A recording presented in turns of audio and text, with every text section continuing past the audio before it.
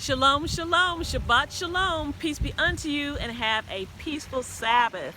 Judah Jackson checking in. How's my CBA High Vibe tribe doing? Oh, it's so good to be connected with you and to share the experience. CBA administration, thank you again for inviting me to participate.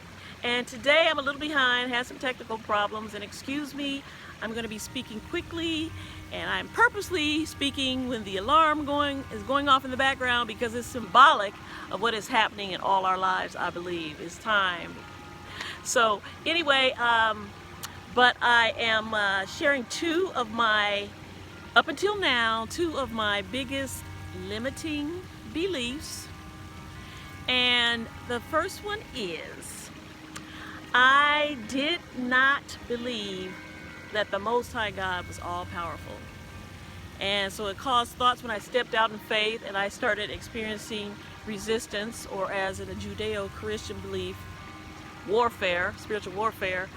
I became overwhelmed and I did what I call, or I've labeled as squirreling. I don't know if a squirrel has ever cut in front of you when you're walking or driving.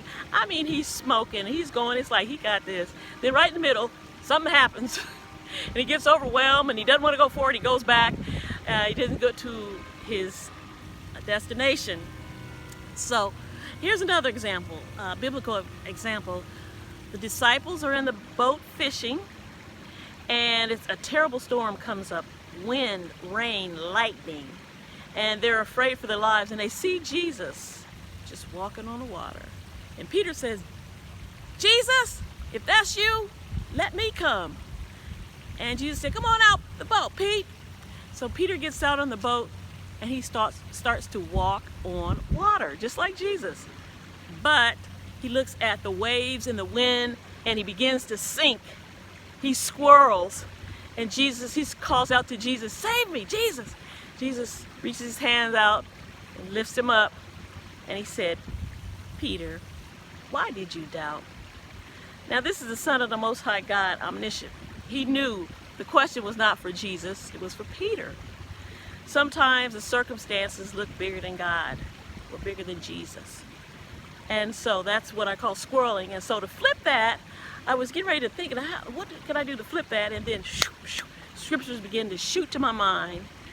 And I'll share with one. I'll give you the citations if you want to look it up yourself. It's Ephesians 3:20. It says, "Now to him who is able to do exceedingly abundantly above all you can hope or think, by that power that works in you." Oftentimes I've been waiting for God to come to me, and he wants to come through me. And he went on further to elaborate this point by another verse. It's talking about when God gives Moses the call to go before Pharaoh, and he gives him a staff. And Moses is saying, well, why are they going to believe me? I don't speak well. I can't do that. What if they don't believe you? He said, "Moses, what do you have in your hand?" The staff. The staff is what he lifted up to Pharaoh when it turned into a snake. It's what parted the waters. It would smote the waters that turned to blood. And the staff is a gifting, something that God has given us within, that is a manifestation of his power and gifting. And it's an extension of who God is and his power. And so the second, up until now, limiting belief was that God didn't love me. We don't have any perfect families, and mine's no exception, but love has not been communicated to me or expressed in a way that I felt loved. And so I just thinking that I'm unworthy of love up until this point in time. And so the scripture that he gave to me to flip that is Zephaniah 3:17. Let me grab this real quick. Excuse me. But the Lord thy God in thy midst is mighty. He will save. He will rejoice over you with joy. He will rejoice over you with singing. He will comfort you in his love. I mixed up a couple of the order there, but that's what it says.